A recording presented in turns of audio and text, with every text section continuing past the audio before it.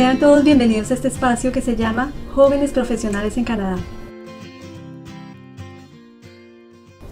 Hola, mi nombre es Luz Marina Caviedes, soy vicepresidenta y consultora en la firma Consultant Moka Inc. aquí en la ciudad de Montreal, Canadá. La especialidad de nuestra empresa es la parte tributaria, todo lo que tiene que ver con los impuestos. Ustedes nos conocen más como canmoka.com. Y bueno, en el día de hoy Canmoka quiere presentarles a una invitada que para mí es muy especial. Es una niña que yo vi crecer desde que era una adolescente y la he visto convertirse en una gran profesional, y es por eso que en el día de hoy la tengo como invitada. Su nombre es Laura Catalina Moreno Pinzón. Laura Catalina, eres bienvenida, los micrófonos son tuyos y por favor compártenos tu historia y cuéntanos quién es Laura Catalina. Entonces, hola, mi nombre es Laura Catalina Moreno, tengo 26 años, vivo en Montreal, Canadá desde hace 11 años. Soy profesora para la Comisión Escolar Marie-Guerre Bourgeois. Creo que eso es todo. Pues eres bienvenida a este programa, como te lo habíamos dicho anteriormente. Pues ya nos dijiste que hace 11 años que estás aquí. Si hacemos las restas, veo que llegaste de 15 años aquí a Canadá. Entonces yo quería que nos contaras un poco a los ojos de esa adolescente, cómo te sentías en ese momento. Pues fue una cosa terrible porque yo estaba enamorada y tenía mis amigos y tenía mi perro y tenía todo en Colombia. Entonces llegar aquí es durísimo porque es comenzar una vida de cero. Igual era una vida, yo creo que el momento más complicado en la vida hasta ese momento, que era la adolescencia. Llegar un poco más joven creo que es más fácil, pero a 15 años estás en búsqueda de identidad, entonces las cosas son mucho más difíciles. Entonces la llegada aquí fue una cosa durísima, incluso yo perdí mucho peso y me sentía súper mal y todo. Entonces no fue nada fácil, pero a los pocos meses, cuando comencé a entender el francés, fue como el momento de clanchar, el momento que hizo que las cosas avanzaran un poco. Cuando llegamos, entonces inmigramos con mi mamá, mi papá, mi hermano, que ya ahora ya es persona, entonces sí, ya él cuenta como persona que inmigró. Él tenía, él tenía 9 años u 8 años. Mis papás ya están un poco mayores. Voy a dejar el puntos suspensivos para la de ellos, pero ya a veces llevamos a edades diferentes, pero sí, a los 4. Bueno, Cata, cuéntanos un poquito la experiencia cuando tú llegas al colegio de acogida, que esa es una de las cosas que pues, los chicos preguntan, que cuando uno llega aquí, ¿qué pasa? Uno no entiende francés, no entiende inglés, está como perdido. El proceso de aprendizaje es una cosa impresionante, sobre todo para ciertas edades. Es una cosa increíble. Uno cuando llega a un colegio, llega y ciertos profesores o directores te reciben, te hacen como una entrevista para ver cuál es tu nivel de francés. Y después de eso te clasifican, dependiendo de la escuela. Cada escuela tiene niveles diferentes, pero generalmente es debutante, intermediario y avanzado. Entonces, generalmente, a todo el que llega lo mandan al de base, y llegas ahí, entonces estás con gente de todo el mundo. Para las personas que hablan español, hay una gran ventaja en ese sentido, porque es cercano al francés. Obviamente, cuando comienzan a hablar, uno no entiende nada. Pero entre más pasa el tiempo, más uno lee, más se da cuenta que las lenguas son hermanas, de una manera u otra. Entonces, uno llega el primer día en clase de aquel, te sientas ahí, te van diciendo, oh, pues a menos de tener bases no se entiende absolutamente nada. Yo diría que por ahí a la semana, yo llegué, una semana después, la profesora me dijo, no, tú te vas a intermediario, porque el español no es tan lejos, y en la clase había muchos chinos, hindús, que tienen que aprender el alfabeto también. Entonces, como uno no tiene que aprender eso, puede ir por lo menos a la parte intermediaria, que entonces ya es un poco diferente. En intermediario duré 6 meses y fue genial porque pues era la base de la lengua, pero ahí en ese momento también hubo el problema de que había gente eh, de niveles muy diferentes, ¿sí? En un momento me acuerdo que nos estaban enseñando el pasado compuesto, y cuando era la 14ª vez que nos enseñaban el pasado compuesto, yo ya lo tenía hasta acá. Entonces, eso es una adaptación. Yo diría que lo más interesante fue en avanzado, que me pasaron al final del año y tenía la mayoría de las clases en avanzado y las otras las tenía compartidas con los alumnos de regular, los alumnos que estaban en las clases normales. Pero mis notas no contaban, solamente estaba ahí como por irme integrando a la cosa. Entonces, es una cosa muy particular. Uno llega y nada, pero es increíble cómo el cerebro tiene la capacidad de ir comprendiendo, analizando, creando ideas, creando conceptos nuevos, creando... es increíble. Pero entonces, el problema y la ventaja de Montreal, sobre todo el oeste, que es donde llegamos, es que la gente habla solamente en inglés y el profesor te enseña en francés. Entonces, no, generalmente tú estás hablando con tus amigos en inglés, él te explica en francés, entonces el que entiende traduce en inglés y en mi caso español, entonces harían cosas que años después dije, sí es que se dice en tal lengua, porque es una mezcolanza, pero es una mezcolanza que es interesante de vivir y que se puede salir adelante, no es algo que es un duro al comienzo, pero uno va cogiéndola fácilmente. Lo difícil es escribir el francés, eso sí ha sido un cuento más complicado. Bueno, Catalina, pues ahora que te escucho hablar tan sonriente hablando de esas historias, parece como si no hubiese sido difícil en ese momento, pero veo que sí, sí fue complicado y lo superaste. Entonces, pues eso pues me parece muy interesante que ahora ya ves todas las cosas con otros ojos. Tú nos decías al principio que tú eres docente. En ese momento tú veías de alguna manera la posibilidad en tu cabeza se te vino a la mente de pronto, yo quiero algún día estar en el papel de esos profesores que están acogiendo a estos inmigrantes. ¿Te viste alguna vez en ese papel o eso se dio de otra manera? Sí, no, yo no, yo creo que para mí, a mí no me gustaría enseñar en Academy, porque son alumnos que llegan y se van y se van y se van, entonces no, yo creo que eso vino un poco después, vino un poco más cuando estudié historia en el CEGEP. Creo que ahí fue más que tomar la decisión, pero es una cosa particular de trabajar con los inmigrantes. Y eso es otra realidad, entonces no, realmente no vino de ahí. Realmente yo nunca me gustó el colegio, detesté mucho, mucho el cotidiano en un colegio, entonces, y lo viví poco tiempo. Entonces el Shua,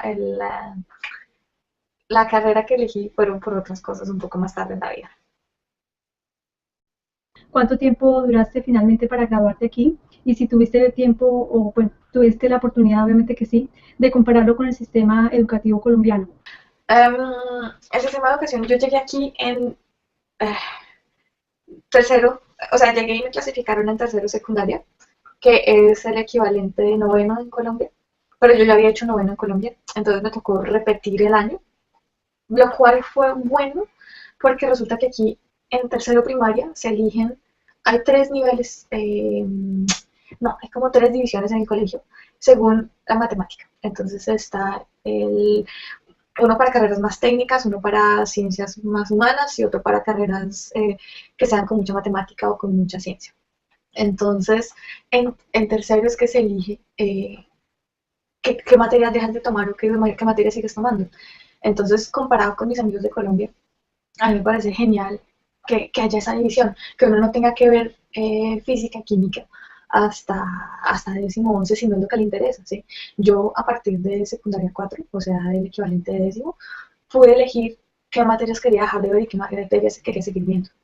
Entonces, es diferente. Igual en Colombia es como, es tan un poco elitista y es tan y privado el sistema, es completamente diferente. Aquí la mayoría son colegios públicos, salvo mi hermano que va a poder contar la historia de la vida de un colegio privado.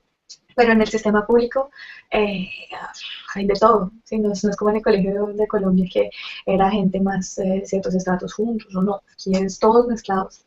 Es un sistema completamente diferente. Hay una reforma escolar que está de hecho, llegó un poco después de que yo me graduara. Entonces, yo trabajo con la reforma, pero no la viví la reforma.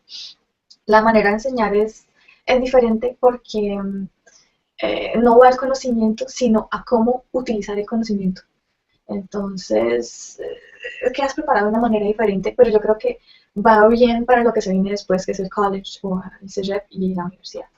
Entonces, son cosas diferentes. Obviamente viví en Colombia una parte y estudié en un colegio de monjitas que decían el título de que con rojo y no sé qué, que era súper cartesiano y aquí es dependiendo del profe, pero es un poco es más diferente.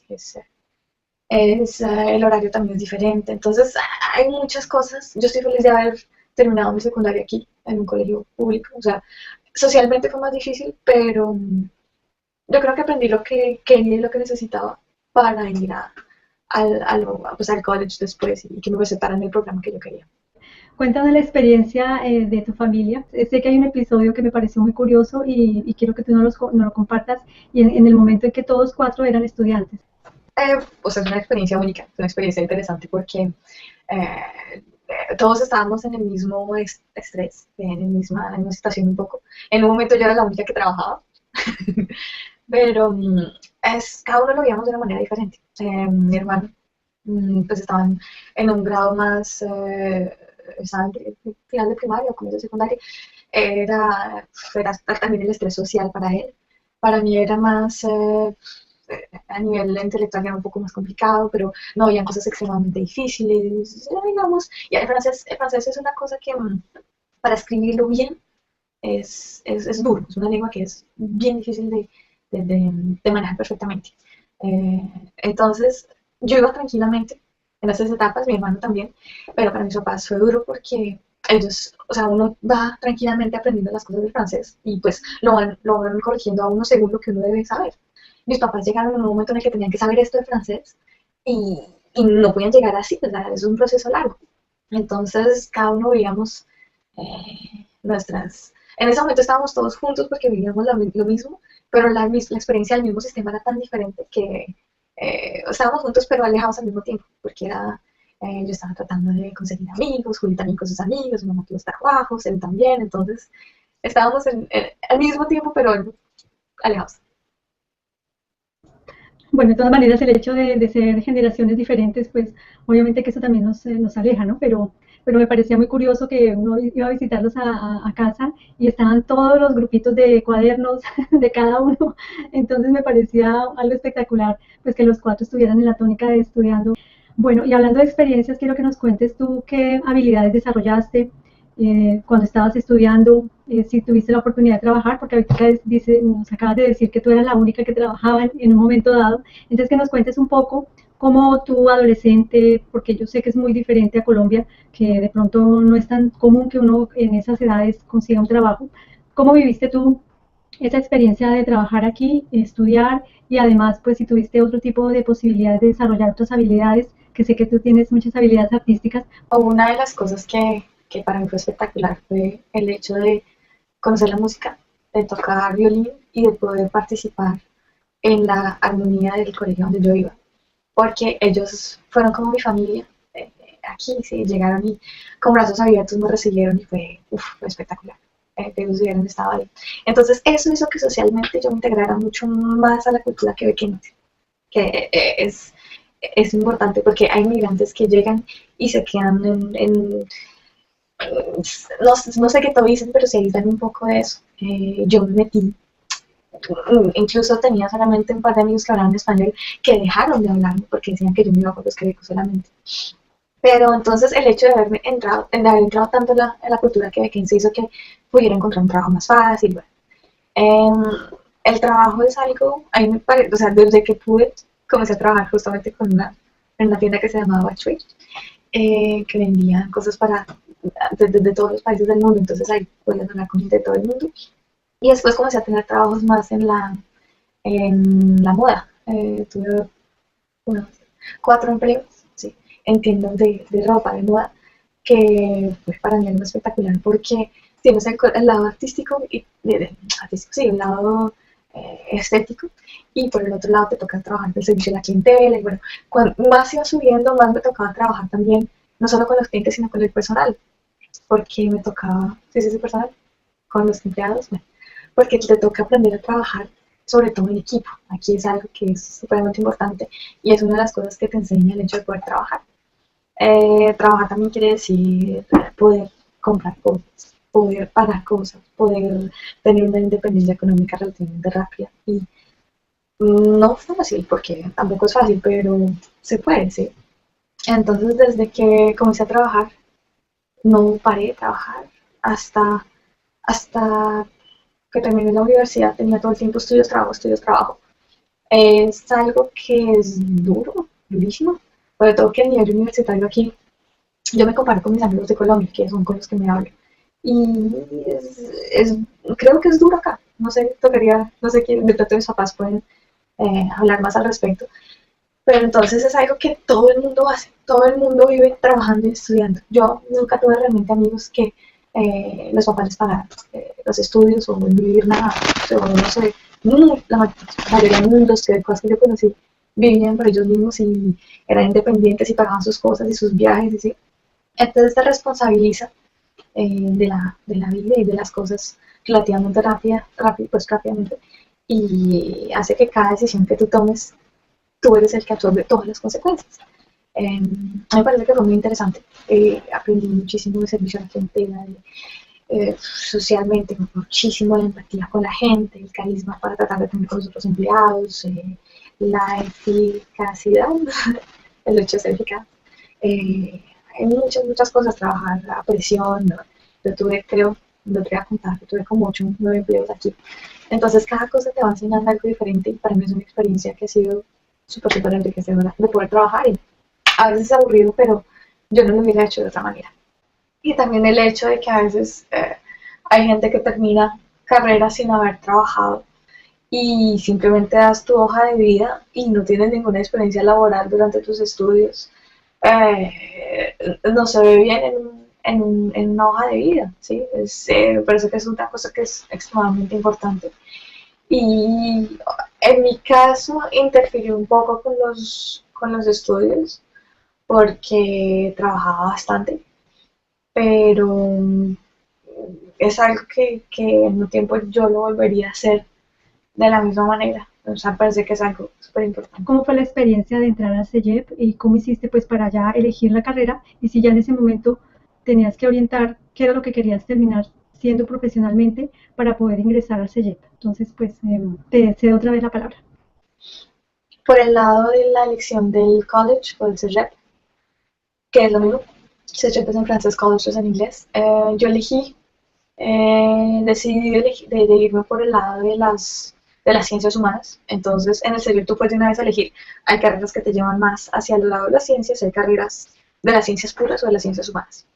Entonces yo elegí, quería elegir algo en ciencias humanas, pero no necesariamente el DEC, que es el diploma que te dan al final del CEGEP, en ciencias humanas. Entonces elegí algo que se llama Historia y Civilización, que fue una carrera, es un preuniversitario muy interesante porque, como todo preuniversitario, te permite de ver diferentes materias ver diferentes cosas y te ayuda a elegir qué es lo que quieres y qué es lo que no quieres. Yo tuve clases de alemán, de historia del cine, historia del arte, antropología, sociología, bueno, muchísimas cosas. Y es una ventaja increíble porque te ayuda a enfocarte tranquilamente hacia una carrera. No es como en Colombia que tú terminas bachillerato y bueno, terminaste bachillerato, elija universidad que va a ser carrera 5 años y ojo con lo que llegue por cada semestre vale bastante. Aquí tienes como 2 años más, 2 años que te permiten de decir, ok, esto no es, esto no es, esto no es, ir cerrando puertas hasta ver cuál es la carrera final. Cuando yo estaba en el CEREP, a uno tienen cursos en los que le explican cuáles son las posibles carreras.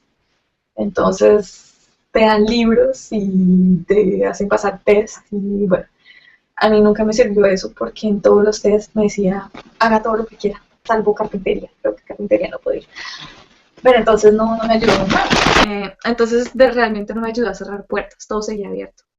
Lo que terminé haciendo fue que cogí un prospecto, un álbum de la universidad con todas las carreras y comencé a arrancar todas las carreras que no me interesaban, basándome sobre la experiencia tanto laboral como todos los estudios que acababa de hacer. Entonces, poco a poco fui sacando carreras, hasta que llegué con 10 opciones. Cuando yo tenía 10 opciones, más o menos, hablé con pues, el que se encargaba del, ¿cómo se dice? El consejo profesional, no, bueno, la persona que te ayuda en el CEGEP a elegir tu carrera. Y él me dijo, ok, elige 3 o 4 y vas a hacer una pasantía de un día en cada una de esas profesiones. Entonces, habían varias opciones. Y sí, yo hice eso, pasé un par de días en la oficina de un traductor, fui a un colegio, vi a una psicóloga, no, pues porque estaba interesada en eso. ¿Qué más hice? No me acuerdo, pasé como 2 semanas de un día en una cosa, en otra, en otra, en otra. Y finalmente fue unos días después que la tía de mi esposo es profesora en un colegio primario. Y ella me dijo, oh, ven, ¿por qué no vienes? Porque yo ya había ido al colegio a ver a mi esposo, entonces fue una experiencia completamente diferente. Y ella en algún momento salió de la clase y, y me dejó sola con los alumnos. Y no sé, fue un momento en el que tenía toda la clase, todos los alumnos estaban trabajando, yo era como la que llevaba el control de la clase y me pareció interesante. Otra de las cosas que me parecieron interesantes son ¿cómo se dice? Todo lo que lleva el trabajo de ser profesor, el hecho de las condiciones de trabajo. Eh, el hecho de tener vacaciones al mismo tiempo que los alumnos, el hecho de tener los veranos un tiempo que realmente no es pago, simplemente es que tu salario de 12 meses, de 10 meses te los tiran sobre 12, pero pues es tiempo en el que no estás en un colegio trabajando, entonces hay como una especie de comienzo y de final cada vez. Entonces eso fue lo que hizo que yo finalmente decidiera ir a educación como profesora, pero honestamente no fue sino hasta el tercer año que yo estuve realmente segura, desde el tercer año universitario, que ya dije, esto es.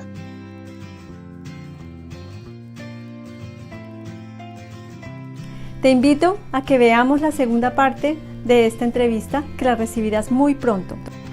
En la segunda parte de esta entrevista, Catalina nos comparte todo el proceso que vivió para terminar su carrera universitaria como docente. Igualmente nos comparte sus consejos para preparar el examen de francés exigido a los docentes en Quebec. E igualmente nos compartirá acerca de sus experiencias laborales como profesora en la Comisión Escolar Marguerite Bourgeois.